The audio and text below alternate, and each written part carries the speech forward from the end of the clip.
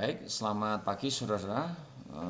Melalui rekaman video ini saya akan menambahkan sedikit materi, yaitu terkait dengan nama perusahaan ya. Jadi nama perusahaan itu adalah sesuatu yang penting bagi pelaku usaha, bagi perusahaan.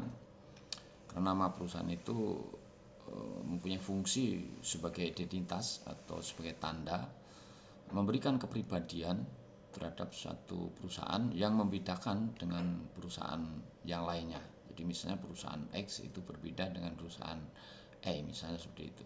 Dan memudahkan komunikasi, memudahkan berhubungan dengan pihak ketiga ya. Ketika ada nama itu mudah, misalnya mau mengadakan hubungan hukum atau seseorang mau berhubungan bisnis kepada perusahaan tertentu dengan sebuah nama, maka akan memudahkan ya. Jadi sangat penting. Namun demikian di Indonesia memang belum ada peraturan undang-undang yang mengatur mengenai nama perusahaan ya. Tapi ada peraturan zaman Belanda dulu, yang peninggalan zaman Belanda dulu, berupa Statblad ya, Statblad 1921 nomor 842 ya. Setidaknya sebagai pedoman bahwa di dalam Statblad itu nama perusahaan diakui sebagai suatu hak ya. Seperti halnya barang yang lain, sehingga dilindungi ya, dilindungi itu maksudnya ya. Namun sekalipun demikian, nama perusahaan itu disinggung juga, diatur di pasal-pasal tertentu pada peraturan undang-undang yang mengatur pada bidang-bidang usaha tertentu, misalnya PT. PT itu sekarang di Undang-Undang Nomor 40 Tahun 2007 misalnya.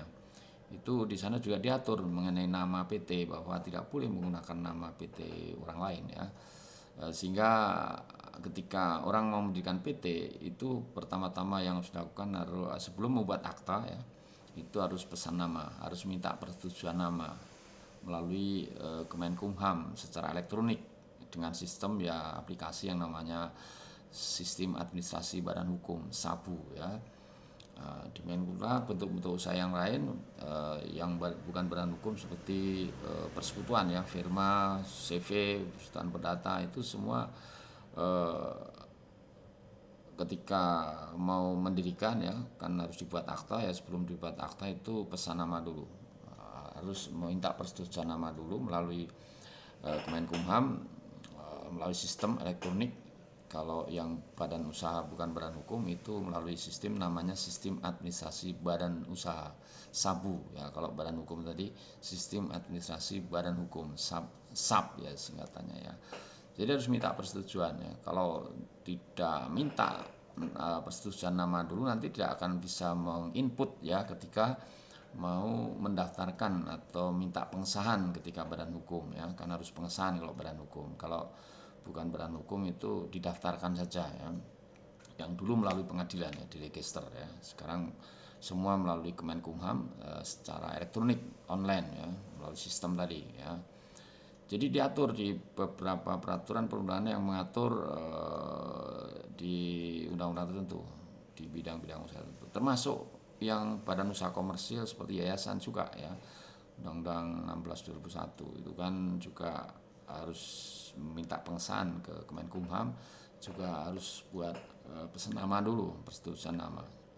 Jadi secara teknis diatur di Indonesia, namun dalam kaitan secara material memang tidak ada undang-undang khusus yang mengaturnya ya.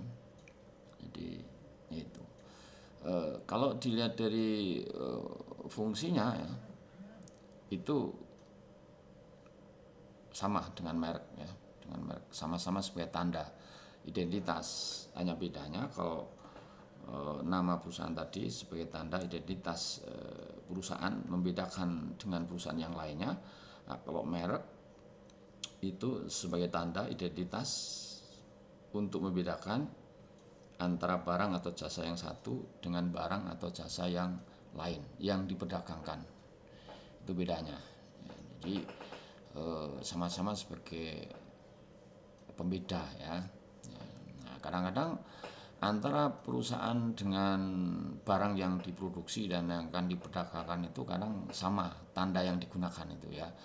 Kalau nama perusahaan misalnya, perusahaan itu namanya bisa nama Makmur Sejahtera misalnya. Kalau bentuk hukumnya PT misalnya PT Makmur Sejahtera ya. Jadi jangan keliru ya menyebut bentuk dan nama ya. Kalau bentuk itu bentuk perusahaannya itu apa? PT apa persekutuan tadi CV firma ya.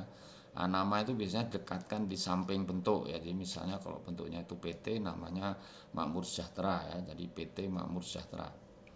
Gitu.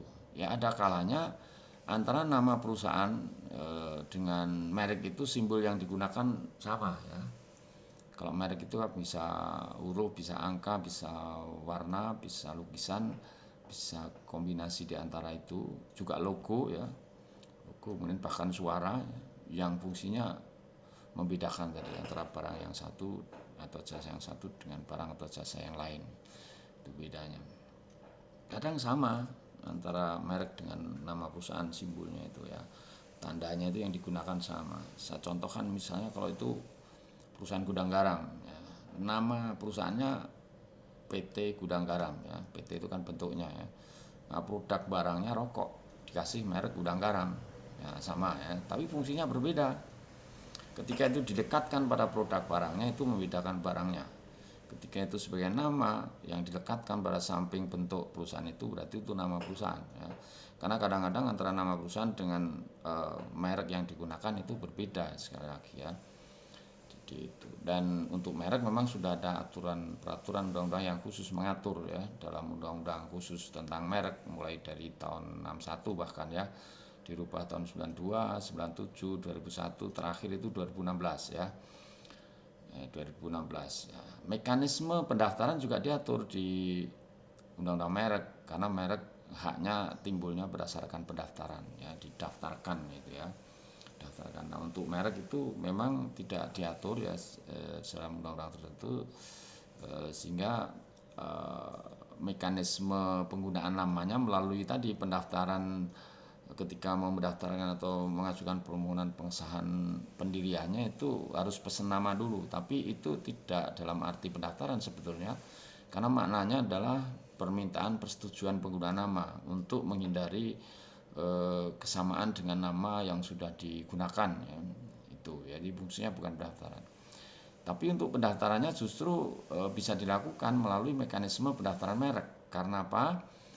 Ketika nama perusahaan itu dianggap sebagai logo, maka itu bisa didaftarkan di mekanisme pendaftaran merek karena di dalam undang-undang merek itu di sana sekarang di undang-undang terakhir 2016 itu dimasukkan sebagai logo ya. Logo disebutkan di sana logo ya. Sehingga memang di dalam prakteknya yang saya tahu itu nama-nama perusahaan itu ada beberapa yang kemudian didaftarkan melalui Dirjen KI ya, mekanisme pendaftaran merek. Jadi untuk pendaftaran merek itu kan dilakukan di Kementerian Hukum dan Asasi Manusia melalui Direktorat Kekayaan Intelektual ya, Dirjen KI di bawah Kementerian Hukum dan Asasi Manusia ya. Jadi itu untuk nama perusahaan itu tidak diatur ya. Namun mekanisme penggunaannya tadi ketika orang mau mendirikan perusahaan itu pertama-tama yang harus dilakukan pokoknya yang penting itu ini apa sebelum membuat akte karena harus dibuat akte kan untuk ketika mau dibuat akte itu harus pesan nama dulu ya.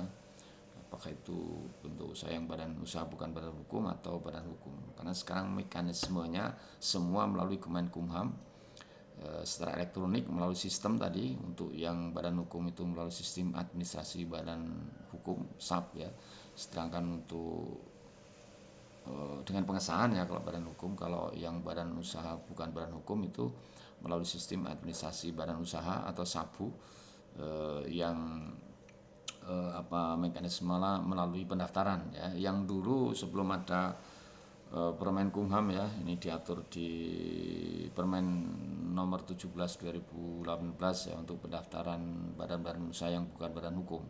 Itu sebelum ada peraturan ini dulu pendaftaran itu di pengadilan ya, register namanya ya.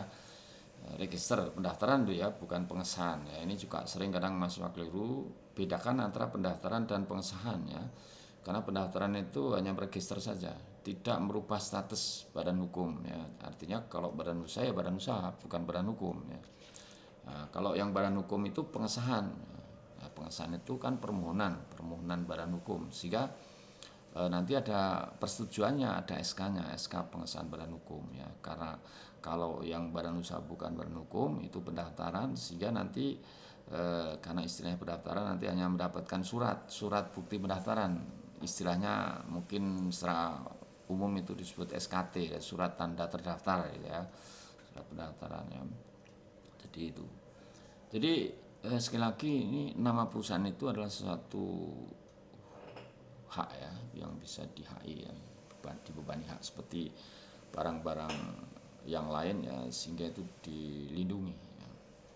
Ya karena dilindungi maka ketika terjadi pelanggaran ada penggunaan nama perusahaan orang lain tanpa hak ya.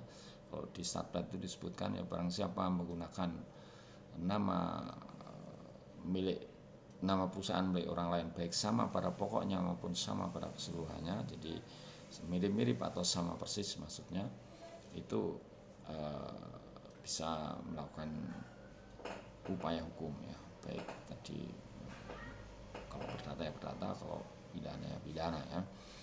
Ya karena tidak ada undang-undang khusus yang mengatur, maka kita berdasarkan pada ketentuan umum ya. Kalau bidang perdata ya mau melakukan upaya hukum perdata, gugatan perdata yang mengacunya ke hukum perdata ya. Misalnya kita kategorikan sebagai apa ya, penggunaan nama perusahaan tanpa hak milik orang lain itu misalnya tentang perbuatan melawan hukum, pasal 1365 ya.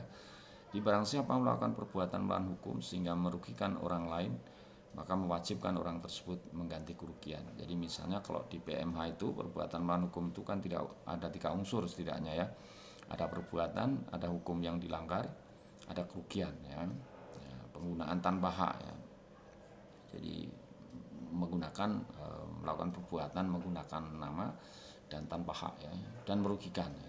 Bisa digunakan pasal 1365 perbuatan melawan hukum. Juga kalau pidana ya mengacu pada hukum pidana umum ya. Misalnya tentang perbuatan curang, di sana diatur di KUHP. Nah, mekanisme prosesnya ya melalui peradilan umum, karena tidak diatur di undang-undang khusus ya mengenai nama perusahaan ini ya. Kalau perdata ya di peradilan perdata sesuai hukum acara perdata biasa. Kalau pidana ya melalui proses pidana umum melalui KUHP ya, hukum acara pidana melalui penyidikan, penuntutan dan persidangan di pengadilan ya. Nah, sedangkan kalau merek, karena merek itu diatur di dalam undang-undang khusus tertentu ya, undang-undang merek, dan di sana diatur juga secara material mengenai pelanggaran merek ya, kemudian upaya hukum yang bisa dilakukan ya, baik perdata, pidana maupun administrasi pembatalan, itu di sana sekaligus diatur mengenai kompetensi kewenangan mengadili perkara HKI termasuk merek ya.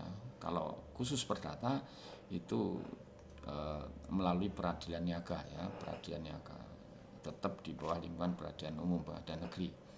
Jadi kalau di Jogja ya melalui pengadilan niaga Semarang, karena di Jogja tidak ada ya. Di Jakarta Pusat ada, di Medan, di Surabaya ya.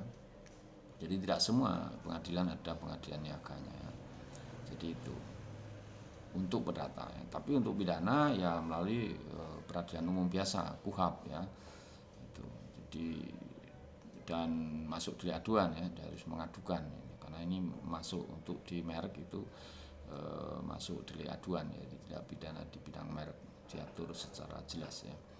Jadi sekali lagi nama perusahaan itu sebagai sesuatu yang bisa di-HI seperti hanya hak terhadap atas barang lainnya ya, sehingga dilindungi ya, karena sehingga terjadinya pelanggaran maka dapat dilakukan suatu upaya hukum ya. Jadi itu mungkin sedikit aja mengenalkan nama perusahaan, yang mungkin nanti kita lanjutkan kalau kita bicara HKI nanti kaitan merek nanti akan kita bicarakan lagi ya.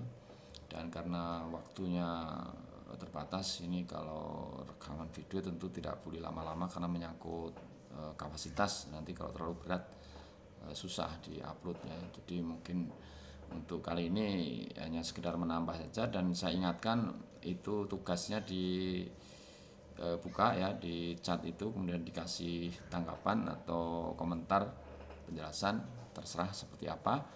sebagai bukti aktivitas kegiatan di LMS dalam perkuliahan kali ini ya.